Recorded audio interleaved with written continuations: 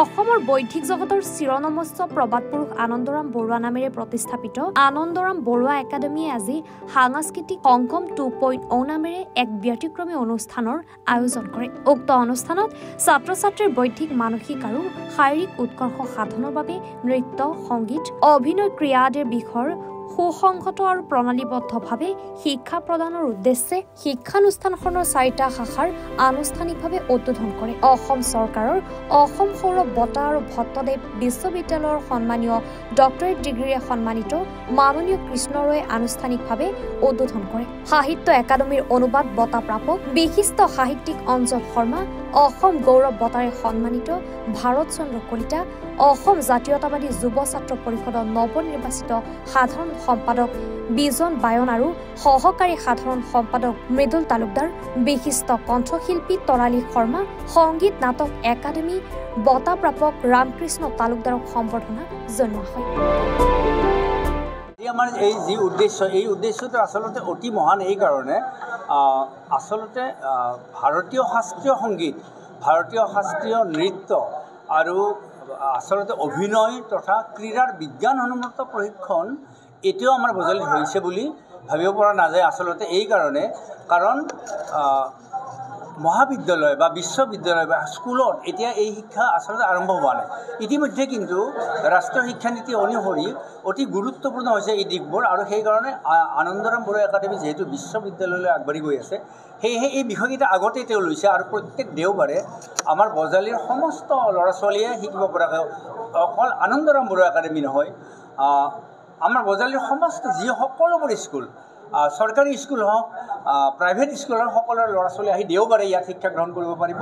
আৰু যি শিক্ষা আচলতে বিজ্ঞানসন্মতভাৱে দিয়া হ'ব, আৰু আমি এনেকুৱা এখন চিলেবাছৰ ওপৰত দিম য'ত নেকি আমাৰ হাইস্কুলত আচলতে সংগীতৰ পৰীক্ষা হয়। আচলতে আমাৰ বজালিত নাই হোৱা এতিয়ালৈকে, দুটা এটাত হৈছে, কিন্তু গুৱাহাটীত বহুকে আছে। এই ঠিক তেনেকুৱা ধৰণে আমি বজালিক কেনেকৈ আগবঢ়াই নিব পাৰোঁ, আৰু ঠিক এনেকুৱাকৈ নি আমি কেনেকুৱাকৈ এটা সময়ত MA, MSc, MCom পাছ কৰা কথাখিনি সকলোৱে জানে, কিন্তু মিউজিক পাছ কৰা, master of arts subject Kathak dance, Sattriya dance, এনেকুৱা ধৰণৰ বিষয়বিলাক এতিয়াও সকলোৱে নাজানে কাৰণে আমি ইয়াত আচলতে মুকলিভাৱে খুলিছোঁ এই স্কুলখন। প্ৰতি দেওবাৰে আমাৰ স্কুলখন এটা আৰম্ভ কৰিম, ৰাতিপুৱা 10টা বজাত আৰম্ভ হ'ব।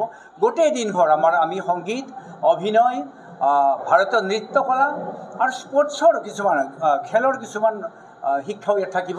গতিকে অতি গুৰুত্বপূৰ্ণভাৱে আমি এই কথাটো চিন্তা কৰিছোঁ, বজালিৰ নতুন প্ৰজন্মই যেন গোটেইবিলাক দিশত আচলতে আগবাঢ়ি যাব পাৰে, এইটো আশা ৰাখে। দেৱৰক্ষী নৃত্য দেৱৰক্ষী নৃত্য আচলতে দেৱৰক্ষী নৃত্য অতি গুৰুত্বপূৰ্ণ এই কাৰণে, আমাৰ যদি বজালিৰ কিবা পৰিচয় বুলি কওঁ, আমি কি পৰিচয় দিম? প্ৰথম অসম বুলি পৰিচয় দিলে আমি গড়কেইটাৰ কথা কওঁ, কামাখ্যাৰ কথা কওঁ। বজালি বুলি ক'লে অকল এটাই আমাৰ মন্দিৰ, পৰিহৰেশ্বৰ দেৱালয় আৰু দেৱৰক্ষী নৃত্য।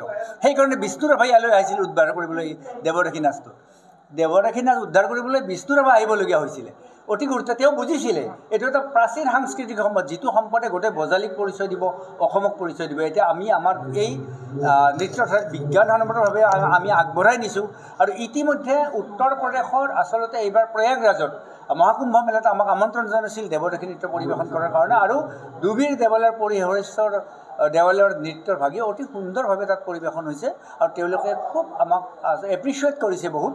আমি আচলতে এই নৃত্যধাৰাক অসম, ভাৰত তথা বিশ্বৰ প্ৰান্তে প্ৰান্তে বিলাই দিবলৈ যত্নপৰ হৈছোঁ। আৰু আনন্দৰাম বৰুৱা একাডেমী আমাৰ মূল উৎস, কাৰণ ইয়াত আনন্দৰাম বৰুৱা একাডেমীয়ে প্ৰথম আৰম্ভ কৰিছে ইয়াত। বাবে ধন্যবাদ জনাইছোঁ। প্ৰথমে প্ৰতিটো চেনেললৈ মোৰ হিয়া কৰা আন্তৰিকতা থাকি লগে লগে বহাগী বিহুৰ, ৰঙালী বিহুৰ ওলগ জনালোঁ। এটা প্ৰথম কথা হ'ল, আমি সেইদিনা সংবাদমেলযোগে আপোনালোকক কৈছোঁ যে আনন্দৰাম বৰুৱা একাডেমীয়ে বিভিন্ন দিশ উন্মোচন কৰিবলৈ গৈ আছে। আমি নতুন শিক্ষানীতি মতে যোৱা 2 বৰ্ষৰ পৰা সংগীত, নৃত্য, নাটক, ক্ৰীড়াৰ দিশত কাম কৰি আহিছোঁ, ছাত্ৰ ছাত্ৰীক পাঠদান কৰি আহিছোঁ।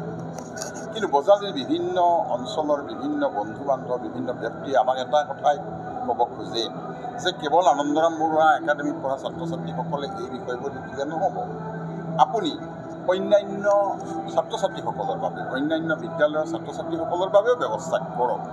আৰু সেই কথাৰ আমি উৎসাহিত হৈছোঁ।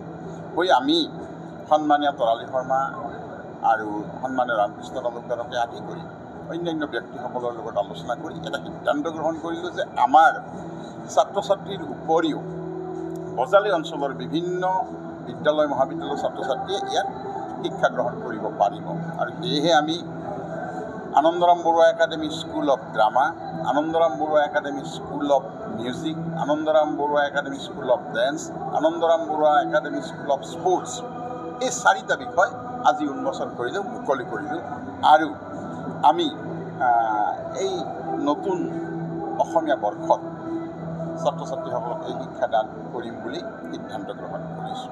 আমি আশা ৰাখিছোঁ কেৱল ডাক্তৰ, ইঞ্জিনিয়াৰ, হাকিম, উকিল, প্ৰফেচাৰ হ'লেই নহ'ব, সেইসকলক যাব নোখোজা ছাত্ৰ ছাত্ৰীসকলেও যাতে বিভিন্ন ধৰণে আগবাঢ়িব পাৰে তাৰ সিদ্ধান্ত আমি গ্ৰহণ কৰিছোঁ। আপোনালোকে জানে আনন্দৰাম বৰুৱা একাডেমীৰ পৰা বিভিন্ন দিশত ছাত্ৰ ছাত্ৰী হাজাৰ হাজাৰ ছাত্ৰ ছাত্ৰী ওলাইছে, কিন্তু এই দিশতো যাতে আমাৰ ছাত্ৰ ছাত্ৰীসকল ওলাব পাৰে।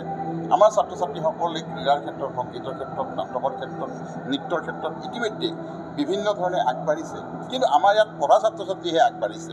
গতিকে আমি আমাৰ ইয়াত পঢ়াৰ উপৰিও অন্যান্য বিদ্যালয় মহাবিদ্যালয়ৰ ছাত্ৰ ছাত্ৰীসকলক আগবাঢ়াই নিয়াৰ বাবে, লগতে আমাৰ ছাত্ৰ ছাত্ৰীসকলক আৰু অধিক আগবঢ়াই নিয়াৰ বাবে এই সিদ্ধান্ত গ্ৰহণ কৰিছোঁ।